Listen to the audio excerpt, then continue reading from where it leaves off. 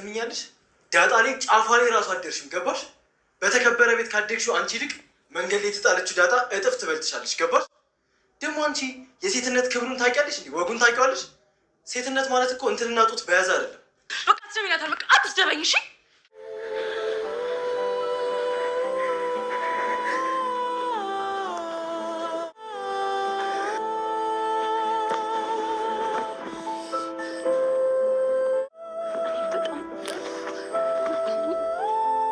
ለኔ ብለሽ እንጂ ሁሉም ነገር ተሰውሮብሽ እንዳልሆነ ማውቃለሁ።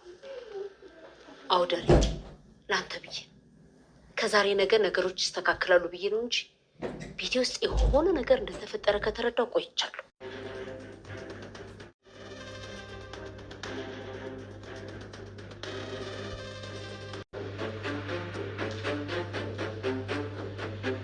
አቶ ደረጀ በጣም በከባዱ ጭንቀትና በጣም ውጥረት ውስጥ ነው የሚገኙት። እንግዲህ ከብዙ ጊዜ ቆይተዋል። እንግዲህ ጭንቀት ከቆየባቸው አቶ ደረጀ የዛሬው ግን በጣም ከባድ ነው። እንግዲህ ራስን ወደ ማጥፋት ሁኔታ ራሱ እየወሰደው ነው የሚገኘው። ያው እንግዲህ በጣም በከባዱ ያሁኑ በጣም ከባድ ነው።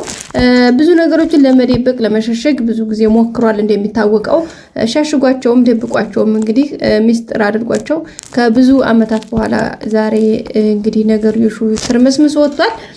እንደሚታወቀው ይሄ ነገር የተፈጠረው ከ20 አመታት በፊት የተፈጠረ ነገር ነው። ግን ደግሞ አንዳንድ ነገሮችን ችግር በችግር በነገራችን ላይ ውድ ቤተሰቦቼ ችግር በችግር ማለቴ ውሸት በውሸት አይቀረፍም።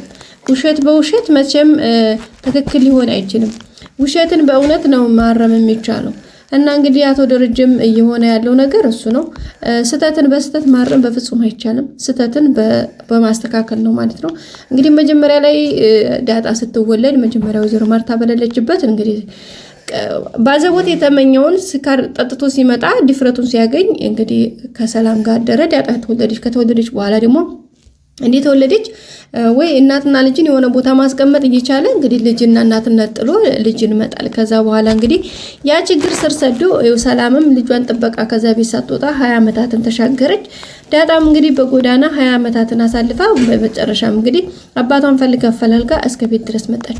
ልጅቷ ከመጣይ በኋላ እንግዲህ ያው አባትና ልጅ የመሆናቸውን ቸክ አደረጉ ጀምሮ እንግዲህ አቶ ደረጀ እንዴት ላደርግ እንዴት ላሳውቅ የሚለው ጥያቄ በጣም እንደበረታበት ነበር። እንግዲህ ደግሞ ያለፈው ሲገርምሽ ያንቃቃል ደግምሽ እንዲሉ የሚገርም ሁኔታ እንግዲህ የዳጣን ጭንቀት በየት ልወጣው እያለ አንዱን ባንዱ እንዴት 20 አመታትን በምን መልኩ ላስረዳት ይሄ ነገር በምን ትረዳኛለች እያለ እየተጨነቀ ባለበት ሰዓት ላይ እንግዲህ ደግሞ ሌላ ችግር ተጨመረ ማለት ነው። እሱም እንግዲህ የሰላም የእርግዝናዋ ጉዳይ ለሁሉም ሰው በጣም ከባድ ሆኖ ነበረ። እንግዲህ ደረጀም እንደሚታወቀው የመጀመሪያው ተቃዋሚ ነበረ ማለት የሰላምን የልጇን አባት ለምን አትናገርም? እንደውም ከማርታ በላይ እሱ ነበር ተደጋጋሚ ጥያቄዎች የሚጠይቀው ከአቢጌል በመለጠቅ ማለት ነው። አቢጌል ያው የመጀመሪያ ነች። በነገራችን ላይ አቢጌል የመጀመሪያ እርግዝናዋን ሆዷን እንኳን አይታ አንቺ እርጉዝ ነሽ እንዴ ብላ የጠየቀችው እንግዲህ አቢጌል ደረጀ ናት። እና በጣም ነው ሁኔታው እየተገረመ እየበረታ እየተጨመረ ሄደው በመጨረሻ ላይ እንግዲህ ይሄው የሰላምም የልጇን አባት አልናገርም በማለት እዚያ አድርሳው ነበረ። በመጨረሻ እንግዲህ መጀመሪያ ፈጣሪና እኔ እንጂ ልጅ ራሱ እንኳን አባቱን ልናገር ልጅ ራሱ በእኔ ስም እንጂ በአባቱ አይጠራም። ምክንያቱም አባቱን አልናገርም እንኳን ሌላ ሰው አባቱ ራሱ የሱ ልጅ እንደሆነ አያቅም እያለች እንግዲህ ያው እንደሚታወቀው ስትል ነበር። አዎ እውነት ነው አያቅም። ምክንያቱም የተረገዘው ከአቶ ደረጀ ነው። ግን ደግሞ አቶ ደረጀ ሰላም ያረገዘችው ከሱ መሆኑን አያቅም ማለት ነው። በመጨረሻ እንግዲህ የሆነ ሆኖ ያው ነገርዮሹ የሆነው ነገር ሆነ። በመጨረሻም እንግዲህ ሰላም ለደረጀ ነገረችው። እንግዲህ ከዛን ቀን ጀምሮ ደረጀ አሁን በቃ ወደ የውሳኔዎች ሁሉ መጨረሻ ወደሚባለው ወይም ደግሞ ራስን ወደ ማጥፋት ጎዳና እየሄደ ነው የሚገኘው። በተለይ ነገር በጣም ነገሩ በቃ እንዲባባስ ያደረገችው እንግዲህ ልጁ አቢጌል ደረጀ ልጅ ያው እንደሚታወቀው ባለፈው ናታን የያዘውን ሰላምን ያደራ ደብዳቤ ካሜራ ክላስ ድረስ በመቅጠም ያንን ነገር ካላመጣ በማለት ደብዳቤውን ገልጣ አየችው። ያው ግማሹን አየችው። እንግዲህ ዳጣ የደረጀ ልጅ እንደሆነች አላወቀችም። በርግጥ ያው ግን የሰላም ልጅ እንደሆነችና ሰላምና ዳጣ እናትና ልጅ መሆናቸውን አረጋግጣለች። ያንንም እንግዲህ ለወይዘሮ ማርታ ተናግሬ ይህንን ቤት አፈራርሰዋለሁ ብላ እንግዲህ ከፍ ዝቅ እያለች ነበረ። ግን ደግሞ ያን ነገር ላለማድረግ አቶ ደረጀ እያደረገ ያለው ነገር በጣም ከባድ ነበረ። በመጨረሻም እንግዲህ አብጌል ናታንን ይህን ነገር የማታደርግ ከሆነ ወይም ደግሞ የማታገባይ ቀለበት የማታስርልኝ ከሆነ ሁሉንም ነገር ብርቅስቁሱን አዋጣዋለሁኝ ወይም ደግሞ ድፍርስርሱ ይወጣል በማለት ነበር እያስፈራራችሁ የምትገኘው።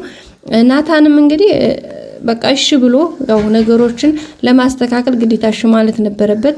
እሺ ማለቱ ብቻ ሳይሆን የሚገርመው ክላሱ ይዛለታ ገብታ ከክላስ አልወጣም አብሬ ነው ማድረው ስትለው በቃ በተለያየ ሲስተማቲክ በመሆን ከክላሱ እንድትወጣለት ምክንያቱም ከትዳር በፊት ከጋብቻ በፊት ምንም ነገር ማድረግ እንደሌለባቸው ሌሎችንም ነገሮች ካስረዳት በኋላ የመጨረሻው ነገር ምንድነው ያደረገው? ከንፈሬን ካልሳምከኝ አልወጣም ነበር ያለችው። እንግዲህ ግዴታ ማድረግ ስላለበት እንግዲህ ከንፈሯን ስሞ ነው ያስወጣት። አሁን ግን ከሚችለው በላይ ሲሆንበት ለጋሽ ደረጀ ተናገረ። ጋሽ ደረጀ ደግሞ ግዴታ እሷ ላይ እርምጃ መውሰድ ስለነበረበት ያው እንግዲህ አንድ ክላስ ዘግቷታል። በመጨረሻም እንግዲህ ገመዱን ይዞ መጥቶ ክላሷ አብጌል ጋር መጥቷል ማለት ነው። ምናልባት ምን ሌላት ይሆን ይችላል?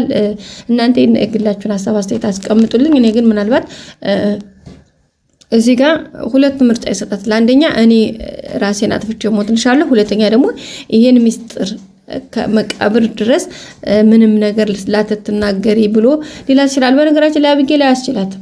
ምክንያቱም አባቷ እንኳን እንደዛ ሆኖ ተናዶ በዛ ስሜት ውስጥ ሆኖ ምን ላደርግሽ ልግደልሽ ልስቀልሽ እያላት እንዴ አባዬ ቆይ ግን አንተ እማዬን መዋሸት ምን አስፈልገት? እንዴት ትጫወትባታለህ ትለዋለች ማለት ነው።